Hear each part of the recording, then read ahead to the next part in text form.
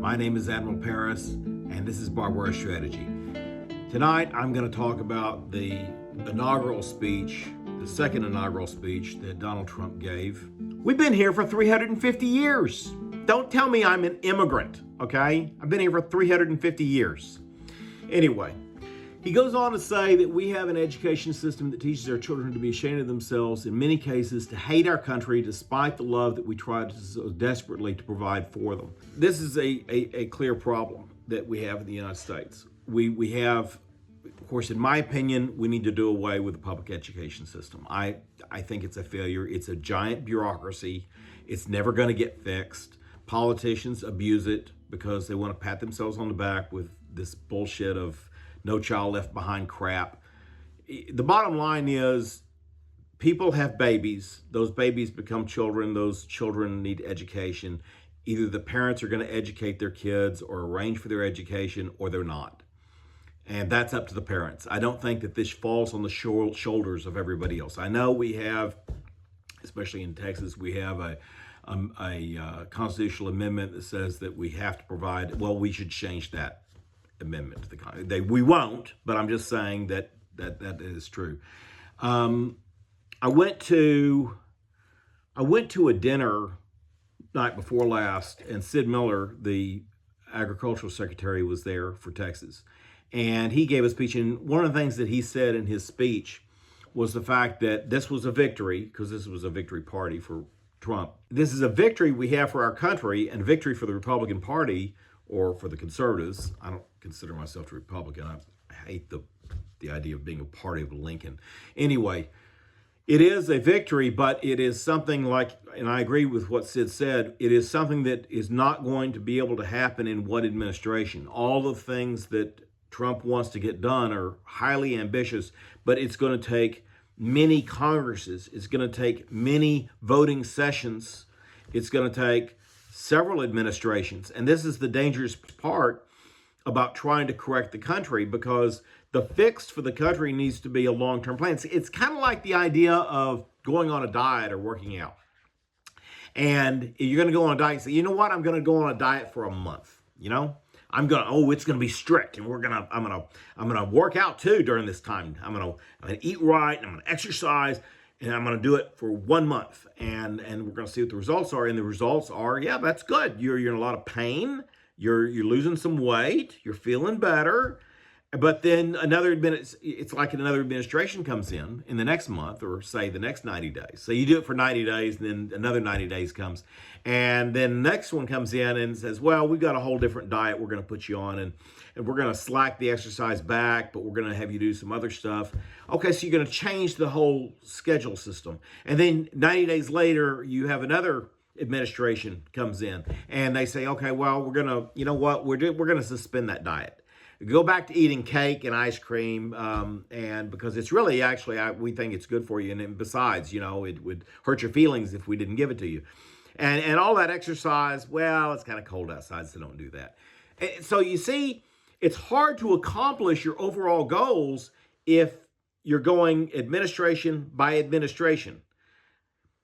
So I'm not saying that we shouldn't do this. I'm just saying that, like Sid Miller said, we need to focus as voters on the long-term gain, the long-term plan. And we only get Donald Trump for 4 years. And whoever we have after that, whether it's Vance or one of the other idiots that ran for office, it's up to us. It's up to us to stick with the plan. We need to stop looking to leaders to constantly guide us. No. We need to guide ourselves too, okay? We are responsible for our own lives. Anyway, my friend Hatley will tell me I'm rambling again. Anyway, we'll move on to the next area. He says, those who wish to stop our cause have tried to take my freedom, and indeed to take my life. Just a few months ago, in a beautiful Pennsylvania field, an assassin's bullet ripped through my ear, but I felt then, and believe even more so now, that my life was saved for a reason. I was saved by God to make America great again. And here he points out the fact that the shot that was taken at him was not just some nutcase. who played too many video games. I believe, and it's the belief of a lot of people, that this was not, just like Lee Harvey Oswald's supposedly killing of Kennedy, which he didn't. I don't think he did. I think that was a coup. I think that there's a lot of things like that that were a planned occasion, like sinking of the Maine, or Pearl Harbor was an arranged, I mean, the Japanese did it, but we all but invited them to destroy our fleet on December 7th, 1941. I fully believe that, because Roosevelt wanted us to get into the war. Anyway, I can go on about history all day long. But the bottom line here is I don't believe that that bullet was just some random kid that got in the perimeter. I mean, you have all these people over there who are saying, hey, look, there's a guy up on the building with a rifle. And the cops are out there saying, what rifle? What guy? What building? Really? You have a parameter that the Secret Service has. It's a round circle parameter. And there's a pie shape cut out of it where this kid was on the building. And how did the breach of security happen? Really? Anyway, I believe that it was a planned coup, and it was I believe in the whole conspiracy thing. But I think that Trump is acknowledging that too. But he also acknowledges in this that this country believes in God, and that's very important. I don't necessarily, on that note, I don't also believe in the whole freedom of religion crap. When our not the founding fathers, but when the Pilgrims came over here and they believed in a freedom of religion, they were talking about a freedom to worship Christianity in however you chose, and doesn't have to be the Church of England. They didn't necessarily mean, oh, the Muslims should come over and the Hindus should come over, and if you worship a tree, or if you worship nothing at all and you're an atheist. This is a country of Christianity, period. It's not Judo-Christianity, it's Christianity. That's it, okay? If you want to be something else, if you want to worship a tree, or if you want to be a Jew, or if you want to do something else, that's fine. But you need to remember that this is a Christian nation, period. And I believe that this is what Trump is saying, perhaps not as harshly as I'm saying it. Now we get to go to the next cut. As our victory showed, the entire nation is rapidly unifying behind our agenda, with dramatic increases in support for virtually every element of our society, young and old, men and women, African Americans, Hispanic Americans, Asian Americans, urban, suburban, rural, and very importantly, we had a powerful win in all 7 swing states, and the popular vote, we won by millions of people. To the Black and Hispanic communities, I want to thank you for the tremendous outpouring of love and trust that you have shown me with your vote. We set records, and I will not forget it. I've heard your voices in the campaign, and I look forward to working with you in the years to come. Today is Martin Luther King Day, and his honor, this will be a great honor, but in his honor we will strive together to make his dream a reality. We will make his dream come true. Okay, this is the only part of the speech that I have any huge problem with. And I know what he's doing. He's trying to thank all the different demographic groups that supported him in the election, and I understand that.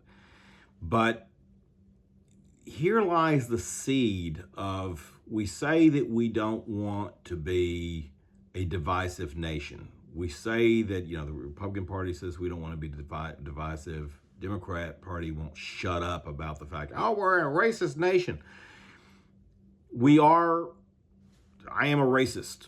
I am a xenophobe, a homophobe, a phobe, misogynist. I'm all those things. So, I don't care what people call me. I could care less.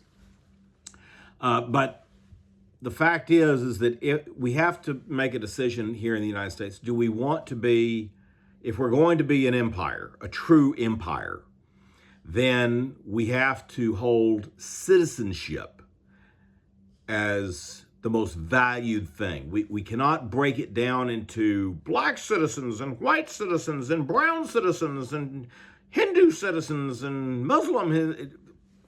We can't do that. We've got to stop talking about the demographic groups. And Trump has done this a lot. He's bragged a lot about how he's really improved the black unemployment. Stop stop breaking it down. Stop breaking out the different demographic groups. Either you're a citizen or you're not a citizen. And so my thing is that if we gravitated towards putting the emphasis on being a citizen and stop talking about the demographic groups, and of course a lot of people will say, well, we need to point out the differences between this group and this race and that group and this gender and that.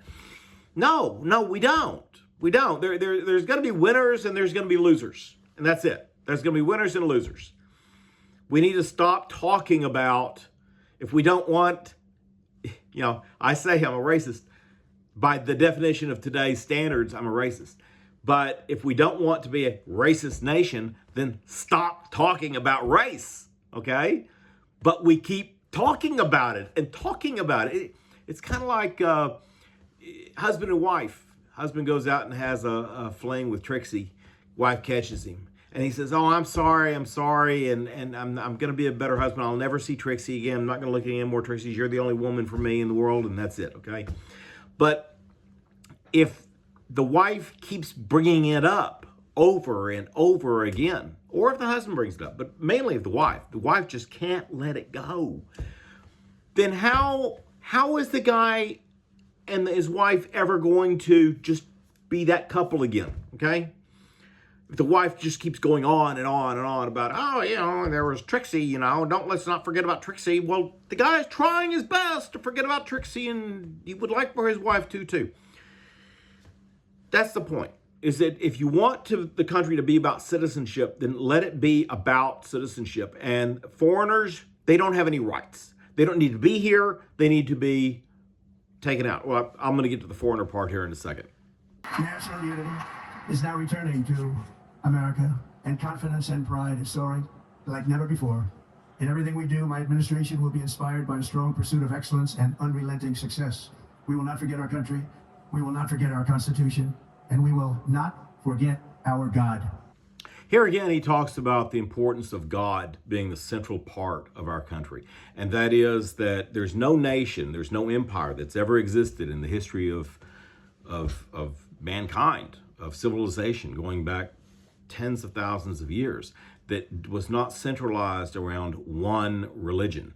You cannot have multiple religions. Now you'd say, well, some people say, well, Rome had multiple religions. No, Rome didn't. Rome had a very open-ended system of religion. Like if you want to worship this bobblehead doll, okay, if this is your god, then Rome would say, yeah, you come on in, you can bring your bobblehead, you can set up your little shrine, you can do your ritual and pray to your bobblehead or whatever.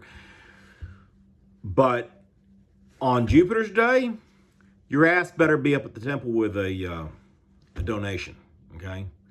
Because if you're not, that means you're a traitor to Rome, because you want harm to come to Rome. So we don't care. Basically, Rome said that we don't care who else you worship, but you will worship the gods that we tell you to worship. So they were still a centralized religion country. They said, you could. This is the problem they had with the Jews. The Jews said, no, we're not going to come to the temple of Jupiter. We're not going to come to any of these other temples.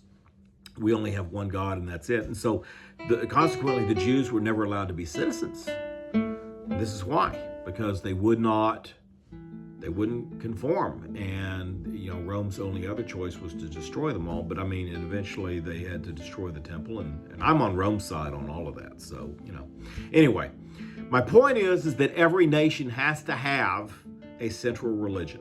That doesn't mean that we have to tell everybody that they have to worship this particular way, but our leaders and our laws are passed under the edicts of the morality of that particular religion. And it cannot be a religion of, some are Muslim and some are Hindu and some are Christian and some are this and some are that and some are Jews. No. It has to be one.